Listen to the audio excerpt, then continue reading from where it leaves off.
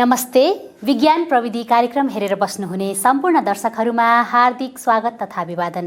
नेपाल विज्ञान तथा प्रविधि प्रज्ञा प्रतिष्ठान नास्टद्वारा सञ्चालन गरिने यो कार्यक्रम हरेक शनिबार साँझ 5 बजे प्रसारण गर्ने गरिन्छ र यस कार्यक्रमलाई तपाईहरूले आइतबार बिहान 11:30 बजे पुनः हेर्न सक्नुहुनेछ।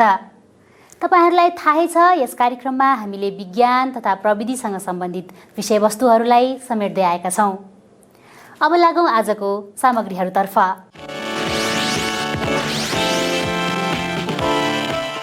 हालको विश्वव्यापी कोभिड-19 महामारीबाट जुझ्न नास्टले विभिन्न अनुसन्धानात्मक कार्यहरू गर्दैछ।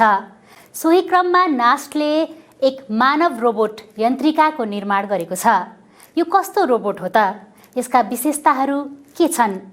यसैबारे यन्त्रिका रोबोट निर्माण टिमका प्रमुख इन्जिनियर रोशन पाण्डेसँग यसैबारे गरिएको कुराकानी सहितको रिपोर्ट प्रस्तुत गर्दैछौँ।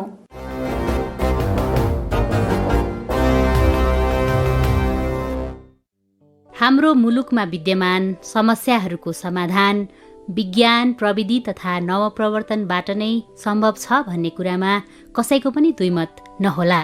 आर्टिफिसियल इन्टेलिजेन्स एआई, रोबोटिक्स लगायतका नयाँ प्रविधिको उपयोगले नै देशको उन्नति सम्भव छ। कृत्रिम इन्टेलिजेन्स भनेको अर्थ के भयो भने त्यसलाई चाहिँ हामीले इन्टेलिजेन्स गरायौँ कि अरू केही मेथडबाट इन्टेलिजेन्स गरायौँ त्यो मेसिन। आखिर त्यो त मेसिनै हो। अनि त्यो मेसिनलाई इन्टेलिजेन्स गराउन के गर्नु पर्यो भने हामीले लर्निङ गराउनु पर्यो, उसलाई सिकाउनु पर्यो। अनि त्यो लर्निङ गराउनलाई के भन्छ? फेरि मेसिन लर्निङ भन्छ। अब त्यो मेसिन लर्निङ कसरी गर्छौँ भने हामीले जस्तो तपाईँलाई चिन्नु पर्यो अरे, तपाईँलाई चिन्नु पर्यो भने के गर्छ? तपाईँको इमेज हामीले पहिले राख्छौँ त्यसमा। जस्तो एटेन्डेन्स सिस्टममा अहिले तपाईँले देखिराख्नु भएको छ, वर्ल्डभरि नै नेपालमा पनि युज भइरहेको छ। तपाईँको फोटो पहिले हुन्छ, तपाईँ गइसकेपछि फेस डिटेक्ट गर्छ र तपाईँलाई चाहिँ नि एटेन्डेन्स भएको तपाईँको जानकारी दिन्छ, थ्याङ्क यू भनेर जान्छ। अनि त्यो किसिमको सिस्टम भनेकै एक किसिमको मेसिन लर्निङै हो। तपाईँले पहिले इमेज राख्नु छ, तपाईँलाई चिनेर। एआई भन्नाले मानव शरीरले नभई कुनै पनि मेसिन वा उपकरणले देखाउने विज्ञता भन्ने बुझिन्छ भने रोबोट भन्नाले मेसिन अर्थात् इलेक्ट्रोनिक मेकानिकल कम्पोनेन्ट भन्ने बुझिन्छ, जसले थोरै प्रयासमा अह्राइएको धेरै कार्य सम्पादन गर्न सक्दछ। नेपालमा रोबोटिक्स चाहिँ नि धेरै क्षेत्रहरूमा प्रयोगमा आएको छ। जस्तो मेडिकल सेक्टर भयो, त्यस्तै गरेर इन्डस्ट्रियल सेक्टर, त्यस्तै गरेर एकाडेमिक सेक्टरहरूमा पनि युज भइरहेको छ। विशेष गरी अहिले विगत 1-2 वर्षदेखि तपाईँको अलिकति इन्टरटेनमेन्ट भनौँ अथवा यो रेस्टुरेन्टहरूमा राख्ने र त्यस्तै गरेर चाहिँ अलिकति मनोरञ्जनको लागि त्यस्तै गरेर ब्याङ्कहरूले अगाडि राख्ने त्यस्तो कामहरूमा पनि युज भएको छ। तर हामीले रोबोटिक्सकै कुरा गर्ने हो भने चाहिँ नि पुरा अटोमेटिक नभइकन सेमी अटोमेटिक अथवा चाहिँ नि त्यो किसिमले चाहिँ नि अगाडि बढेको अवस्था छ। र अहिले नै हामीले ठ्याक्कै नेपालकै परिस्थितिमा हेर्नु पर्दाखेरि चाहिँ नि कम स्रोत साधनले गर्दाखेरि पनि वा चाहिँ नि भनौँ नेपालको हरेक सेक्टरको आफ्नो इकोनोमिकल भाइबिलिटी र त्यहाँको चाहिँ नि क्षमताले क्यापेसिटीको आधारमा हेर्ने हो भने रोबोटिक्सको आस्तरी डेभलपमेन्ट हुँदै गएकै छ। रोबोटहरू मुख्यतया स्वचालित वा अर्धस्वचालित हुन्छन्। हाल विश्वव्यापी महामारीका रूपमा फैलिरहेको कोभिड-19 प्रकोपबाट नेपाल पनि अछुतो छैन। हालको यस महामारीबाट जुझ्न नास्टले कोभिड-19 प्रतिरोधी प्रविधि विकास लगायतका विभिन्न अनुसन्धानात्मक कार्यहरू गर्दै आएको छ। सोही अनुरूप नास्टले आगन्तुक सत्कार रोबोटको निर्माण गरेको छ। उक्त रोबोटको औपचारिक उद्घाटन यही कार्तिक 3 गते गरिएको थियो। हाम्रो भाइस चान्सलर सरले एउटा नास्टमा रोबोटको निर्माण तथा रोबोटको अध्ययन सुरु गर्नुपर्छ कि यसमा अनुसन्धान भन्ने कुरा गरिराख्नु भएकै थियो र त्यही विषयमा हामीले इनिसिएसन लिने नै क्रममा थियौँ। त्यही दौरान चाहिँ नि यो विश्वव्यापी महामारीको कोभिड-19 को कुरा आयो र लकडाउन पनि भयो। त्यसपछि विभिन्न संस्थाहरूले रोबोटहरू बनाइरहेको त्यस्ता कुराहरू पनि आइराख्दाखेरि हामीले पनि केही गर्नुपर्छ। एउटा खास किसिमको रोबोटमै बनाएर अलिकति एउटा मेसेज दिने किसिमको बनाउनुपर्छ भन्ने आइडिया भइसकेपछि उहाँकै इनिसिएसनमा हामीले चाहिँ नि ठिकै छ एउटा ह्युमनोइड एउटा मान्छेको आकारकै रोबोट बनाऊ जसले चाहिँ नि यसरी आफ्नो चाहिँ एउटा उद्देश्य अथवा एउटा जनचेतनामूलक सन्देश दिनेछ भन्ने हामीलाई लाग्यो र त्यही अनुरूपै हामीले चाहिँ नि रोबोट बनाउने भनेर त्यसरी अगाडि बढेका हौँ। महामारीका रूपमा देखिएको कोभिड-19 को प्रभावलाई कार्यालयमा नियन्त्रण गर्ने उद्देश्यका साथ उक्त रोबोट यन्त्रिका 0.1 को निर्माण गरिएको हो। यन्त्रिकाको पनि हाम्रो भर्जन मध्ये 0.1 भर्जन सुरु गरेर हामीले चाहिँ नि प्रिमेटिभमै त होइन तर सुरुवातमा चाहिँ 0.1 0.2 हुँदै हामीले पर्फर्मेन्स अगाडि बढाउँदै जाने र त्यो पर्फर्मेन्स अगाडि बढाउँदै गइसकेपछि चाहिँ तपाईँको त्यसलाई हामीले अझै त्यसको पर्फर्मेन्समा त्यसको ट्रेनिङ, किनभने यो एक किसिमको एआई आर्टिफिसियल इन्टेलिजेन्स रोबोट भएको भएर आफै पनि सिक्दै मेसिन लर्निङ हुँदै जान्छ र त्यही प्रक्रियाले अगाडि बढ्दै जान्छ भनेर चाहिँ यसलाई सोच्यौँ। यसको नाम चाहिँ हाम्रो भाइस च्यान्सलर सरले नै यन्त्रिका राखौँ। त्यो राखिसकेपछि नेपालीमा पनि एक किसिमको चाहिँ नि तपाईँको यन्त्रिका भन्ने कुरा आउँछ। एउटा यन्त्रबाट यन्त्रिका गरेर, किनभने एउटा स्वयंसेविकाको रूपमा चाहिँ नि एउटा लेडी रोबोट हो जुन मान्छेकै आकारको होइन लेडीकै आकारको हुनुहुन्छ। त्यो रोबोट सँग चाहिँ एउटा भनौँ न राइट ह्यान्डमा चाहिँ सेनिटाइजर छ, लेफ्ट ह्यान्डले चाहिँ मास्क दिने, आउने गेस्टहरूलाई कर्मचारीहरूलाई चाहिँ स्वागत गर्ने, अनि त्यस्तै गरेर चाहिँ नास्टको इन्फर्मेसन चाहिएको खण्डमा त्यसबाट इन्फर्मेसन लिन सकिने ट्याब्लेट हुन्छ होइन अगाडिको चेस्ट पार्टमा, त्यहाँबाट चाहिँ हामीले इन्फर्मेसन लिन सक्ने त्यस्ता किसिमका कार्यहरू गर्न सक्ने भनेर बनाइएको भएर एउटा स्वयंसेविका जसले आफ्नो झोलाबाट निकालेर मास्क दिने, अहिलेको यो पेन्डेमिक अहिले यो विश्वव्यापी महामारीको बेला भनेर त्यो एउटा जनचेतना दिने उद्देश्यले बनाइएको रोबोट भएको भएर यसलाई हामीले भिजिटर सर्भिस रोबोट अथवा स्वयंसेविका रोबोट यन्त्रिका 0.1 भनेछौँ। अहिले यन्त्रिका नाम दिइएको उक्त रोबोट महिला स्वयंसेविकाको रूपमा बनाइएको छ। नास्टले निर्माण गरेको उक्त रोबोटले आगन्तुकहरूलाई अभिवादन गर्ने, मास्क लगाए नलगाएको पहिचान गर्ने र नलगाएमा दिने, सेनिटाइजर दिने, तापक्रम नाप्ने तथा नास्टका बारेमा जानकारीहरू प्रदान गर्ने लगायतका कार्यहरू गर्दछ। नेपालमा विभिन्न सङ्घ-संस्थाले बनाएका कोभिड-19 प्रतिरोधी र अन्य किसिमका रोबोट तथा ट्रलीहरूभन्दा आर्टिफिसियल इन्टेलिजेन्सको प्रयोग गरी नास्टले निर्माण गरेको मानव रोबोट यन्त्रिका पृथक रहेको बताउनुहुन्छ यन्त्रिका निर्माण टिमका प्रमुख इन्जिनियर रोशन पाण्डे। रोबोटको हाम्रो इतिहास हेऱ्यौँ भने धेरै अगाडिदेखि रोबोटका प्र्याक्टिसहरू नभएका होइनन्, नेपालमा भइरहेका छन् होइन। प्राइभेट सेक्टरबाट भइरहेछ, इन्जिनियरिङ कलेजहरूबाट भइरहेछ, विभिन्न ठाउँहरूबाट यो भइरहेकै छन्। तर यसमा के भइरहेछ भने एउटा कि चाहिँ नि जस्तो कुनै कम्पिटिसनमा जानको लागि रोबोट बनाउने त्यो गरिरहेकै छ विश्वविद्यालयहरूले होइन, इन्जिनियरिङ कलेजहरूले। त्यसरी एउटा कम्पिटिसनमा एउटा कल्चर एउटा क्रिएट गर्नको लागि, कम्पिटिसनको लागि विद्यार्थीलाई सिकाउनु त्यो किसिमले भइरहेछ। अर्कोतिर के छ भने अहिले भर्खरै ग्रोइङ इन्डस्ट्री पनि सुरु भइरहेछ एक दुईवटा, जसले चाहिँ रोबोटलाई लिएर चाहिँ विभिन्न रेस्टुरेन्टहरूमा विभिन्न इन्टरटेनमेन्ट पर्पजको लागि होइन, विभिन्न तपाईँको टुरिज्म सेक्टरलाई पुस गर्नको लागि त्यो किसिमले गरिरहेको स्थितिमा चाहिँ होइन रोबोट त बन्यो, सबै चिज भयो, त्यसमा धेरै कुराहरू छन् बाँकी। स्ट्यान्डर्डाइजेसनको कुरो होला, त्यसमा तपाईँको चाहिँ एउटा क्वालिटी एस्युरेन्सको कुरा होला, किनभने भोलि बिहान फरेन भनौँ अथवा चाहिँ तपाईँको इन्टरनेसनल लेभलले हेर्ने भनेको त त्यसको बेन्चमार्किङ के छ, नेपालको स्टेटस कहाँ छ त रोबोटिक्समा भनेर हेर्दा तिनैलाई हेर्ने हो। त्यही भएर कमसेकम नास्टले एउटा जनचेतनामूलक रोबोट बनाउँदा कोभिडको उसमा एउटा सन्देश पनि जानी भयो कि रोबोट जस्तो एउटा तपाईँको मेसिन जस्तो चिजले त मास्क लाउन भन्छ, सेनिटाइजर युज गर्न भन्छ भनेर त्यो किसिमको मेसेज पनि जानी भयो। अर्को कुरा यसमा के छ भने तपाईँको त्यो साथसाथै चाहिँ नेपालको रोबोटिक्स को सेक्टरलाई चाहिँ कसरी तपाईँको ब्लुम गर्ने त, कसरी त्यसलाई एउटा हाइटमा लैजाने त भन्दाखेरि हामीले आर्टिफिसियल इन्टेलिजेन्स न्युरल नेटवर्किङ त्यसमा चाहिँ युज गरिसकेपछि अहिलेको तपाईँको इन्टरनेसनल प्र्याक्टिसमा भएका रोबोटहरूमा त्यही नै छ। अहिले जुन हामीले यन्त्रिका बनायौँ त्यो रोबोटको हारारीमा अहिले इन्टरनेसनल लेभलको, मैले त्यही नै लेभलको छ भन्दैनौँ, त्यसैको हारारीमा पुग्ने जस्तो हामीले बनाएका छौँ। किनभने हामीले युज गरेका कति कम्पोनेन्टहरू छन् तपाईँको एकदमै यहाँ लोकल लेभलमा पाउने होइन, अलिकति तपाईँका सस्ता, अलिकति तपाईँको हामीले चाहिँ एभाइलिटीको हिसाबले हरेक तहरले चाहिँ हामीले त्यसलाई चाहिँ रिप्लेस गर्न किसिमको बनाइरहेका छौँ। तर इन्टरनेसनल लेभलमा जुन प्र्याक्टिस भइरहेछ त्यसलाई कमसेकम हामीले छुन त सकौँ भन्ने किसिमले बनाएको हौँ। त्यही भएर त्यो मेन्टेन गर्नको लागि एउटा बेन्चमार्किङ क्रिएट होस्। नास्टले एटलिस्ट गरिसकेपछि एउटा भनौँ न नेपालको सर्वोच्च निकाय जसले विज्ञान र तपाईँको प्रविधिको क्षेत्रमा हेरिरहेको छ उसले बनाउने चिज कमसेकम अलिकति एडभान्स होस्, अलिकति नौलो होस् होइन। हामी पहिलो भन्न खोजेका त होइनौँ कि, तर हामीले जुन बनाएका छौँ, जुन बेन्चमार्किङ क्रिएट गर्न खोजेका छौँ, जुन आर्टिफिसियल इन्टेलिजेन्स जुन रूपले हामीले युज गर्न खोजेका छौँ त्यो अवश्य पनि नौलो नै हो। 5 फिट 5 इन्च उचाइ तथा 55 किलो तौलको महिलाका रूपमा तयार पारिएको उक्त रोबोटमा 25 वटासम्म विभिन्न प्रकारका मोटरहरू रहेका छन् जसले रोबोटलाई राम्रोसँग चल्न तथा हिँडडुल गर्न मद्दत गर्दछ। सुरुमा म यसको फिचरको कुरा गर्छु। यो टोटली प्रोग्रामेबल रोबोट हो हैन। यसलाई हामीले जस्तो प्रोग्राममा पनि युज गर्न सक्छौँ। यसको हार्डवेयर एकदमै फ्लेक्सिबल छ। फ्लेक्सिबल यो अर्थमा कि जस्तो हातको मुभमेन्टदेखि लिएर हरेक कुराको मुभमेन्ट हैन। हाम्रो बेस अथवा भनौँ लेग पार्ट मात्रै हाम्रो चाहिँ नि जस्ट तपाईँको चाहिँ नि बटम अप छ हैन। तर अरू पार्टहरू एकदमै फ्लेक्सिबल छ। जस्तो हामी सुरु गरौँ टाउकैदेखि सुरु गर्नु छ भने पनि टाउकोको मुभमेन्ट हैन, अगाडि पछाडि तपाईँको चाहिँ नि साइडमादेखि लिएर आँखाको जुन त्यो ब्लिङ्कदेखि लिएर हैन कुरा गर्दाखेरिको, अनि त्यो हुँदै तपाईँको चाहिँ नि घाँटी हुँदै तपाईँको चेस्टमा गइसकेपछि चाहिँ त्यो बडी भयो, बडीको पार्ट पनि ऊ जहाँ पनि मुभ हुन सक्ने हैन। अनि त्यसलाई डिटेक्ट गरेर चाहिँ नि आफूले हामीले दिएको चाहिँ तपाईँको कमान्ड अनुसार मुभ गर्न सक्ने। जस्तो अहिले हामीले नास्टको अगाडि राख्यो भने नास्टबाट चाहिँ हामीले अर्को कुनै ठाउँमा सार्नु पर्यो भने पनि ऊ आफै तपाईँको चाहिँ नि मुभ भएर जान सक्ने त्यो किसिमको फिचर भयो हैन।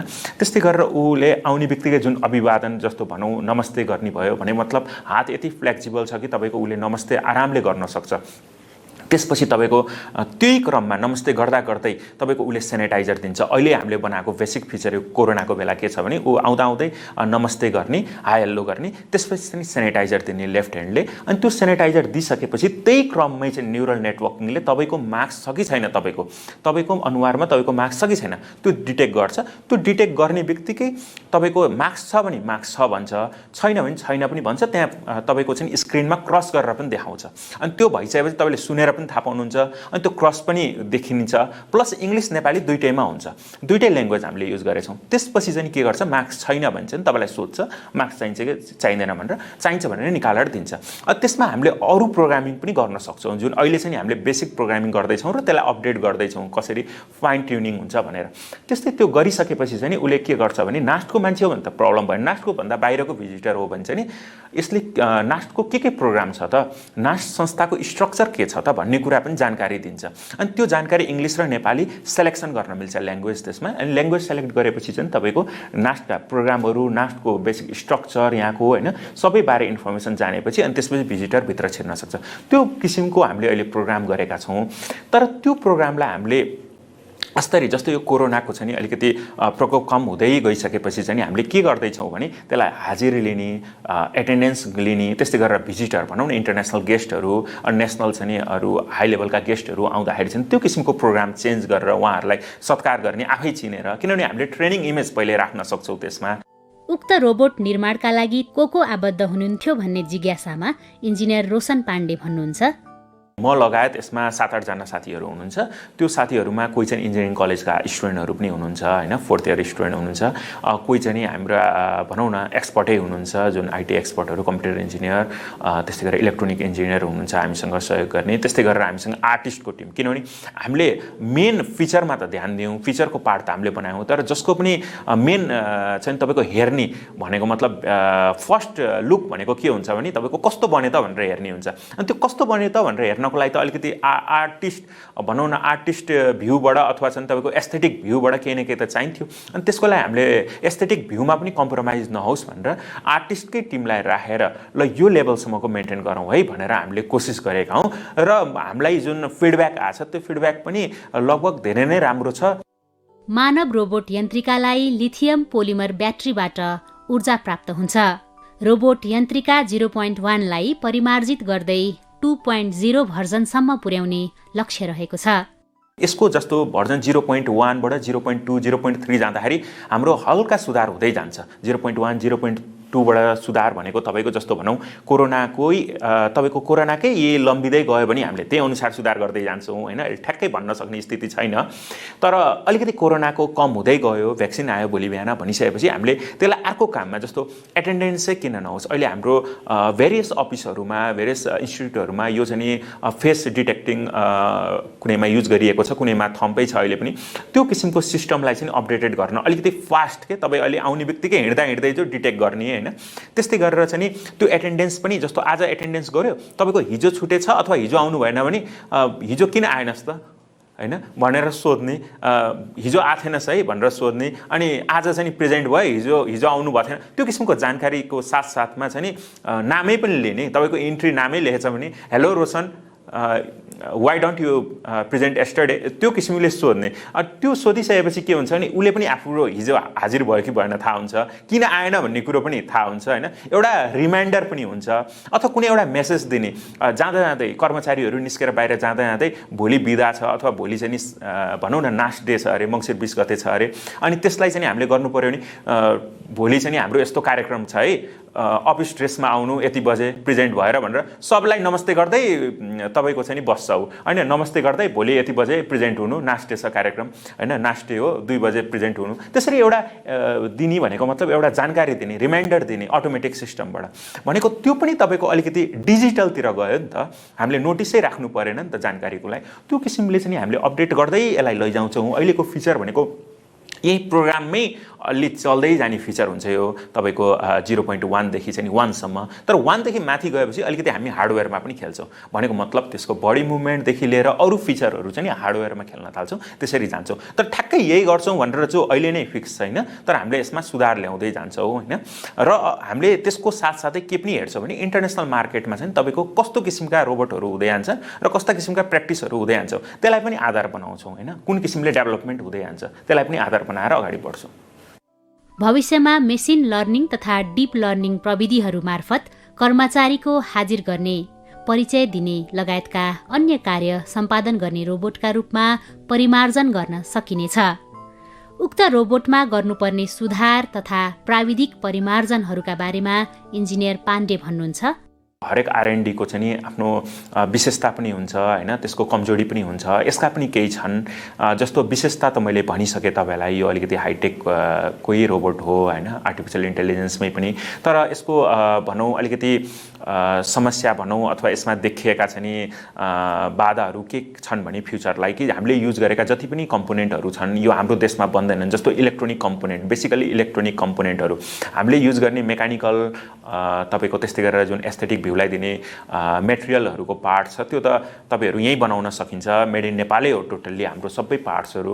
तर अनलेस हाम्रो इलेक्ट्रोनिक र तपाईँको चाहिँ ग्याजेट्सहरू जति पनि छन् त्यो सबै हामीले बाहिरबाट लिएर आउँछौँ र त्यस्ता पार्ट्सहरूमा जुन रेटेड भनौँ न प्यारामिटरहरू हुन्छन् त्यो हामीले चाहिँ त्यसलाई तपाईँको चलाउन सक्दैनौँ। त्यो जति नै रेटेड भनेको हुन्छ त्यही आधारमा नै हामीले रोबोट बनाउने हुन्छ। त्यसले गर्दा अलिकति चाहिँ त्यो मिसम्याचिङ हुने गर्छ कहिलेकाहीँ। त्यो चाहिँ एउटा चाहिँ डिमेरिट्सकै पार्ट हो, किनभने हामीले चाहेर पनि त्यो लेभलको त्यो क्वालिटीको ल्याउन सक्दैनौँ जुन हामीले सोच्छौँ होइन, जुन अभाइलेबल छ लोकल मार्केटमा। फेरि किनभने हामीलाई त R&D गर्न छ, हामीले त त्यो किसिमका पार्ट्सहरू ल्याउने होइन, खर्च गर्ने, हामीले त्यसमा रिसर्च गर्ने भनौँ न, त्यसमा चाहिँ अलिकति बिग्रेर जान्छन् कति, त्यो गर्नुपर्ने भएको भएर सस्तो होइन चलिरहेको सस्तोमा राम्रो पार्ट्सहरू ल्याउनु पर्ने हुन्छ। त्यही भएर एभाइलेबल के छ त्यसको आधारमा गर्छौँ। त्यही भएर त्यसको चाहिँ हामीलाई क्यापेसिटी, त्यसको चाहिँ प्यारामिटरमा हामी त्यति खेल्न सक्दैनौँ। एउटा चाहिँ हाम्रो लिमिटेसन यो छ, हामीसँग म्यानुफ्याक्चरर त्यस्ता कम्पोनेन्टहरूको नेपालमा नभएर।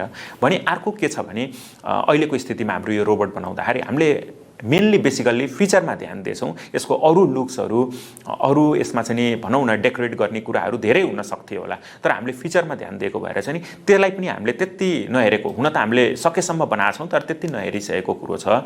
अर्को भनेको यो चाहिँ कम्पनीको आउटलेट होइन, कम्पनीको आउट प्रडक्टको रूपमा लिनु भएन यसलाई चाहिँ R&D, शुद्ध R&D। जस्तो हामीले त्यहाँ अगाडि अहिले ढोका अगाडि मेन ढोका अगाडि राखेका छौँ, यो सर्टेन 2-3 घन्टाको लागि काम पनि गर्ने गरेछ त्यो रोबोटले भने हामीले 1-2 घन्टाको लागि त्यसलाई चाहिँ भनौँ न पर्फर्मेन्स इन्हान्स गर्नको लागि चाहिँ अलग्गै लिएर गएर गर्छौँ, टेस्टिङ गरिराख्छौँ, त्यसमा प्र्याक्टिस गरिराख्छौँ। त्यही भएर त्यसलाई R&D को रूपमा लिनु पर्यो, कुनै एउटा कम्पनीको कुनै एउटा फ्याक्ट्रीको आउटलेटको रूपमा लिनु भएन यस्ता किसिमका रिसर्चहरूलाई। र रिसर्च भनेको यसरी नै हो, यसरी नै आस्ते अगाडि बढ्दै जाने हो होइन। त्यो भएको भएर यसका डिमेरिट्सहरू भन्नाले यही नै हुन्। महामारीका बेला मात्र नभई कृषि क्षेत्रलाई आधुनिकीकरण गर्न, प्राकृतिक प्रकोपहरूका बेला अध्ययन अनुसन्धान, मनोरञ्जन आदि विभिन्न क्षेत्रमा मानव निर्मित रोबोटहरूले महत्त्वपूर्ण भूमिका निर्वाह गर्न सक्ने भएकाले यस्ता प्रविधिबारे धेरैभन्दा धेरै अध्ययन अनुसन्धान तथा यसको निरन्तरताका लागि शुभकामना।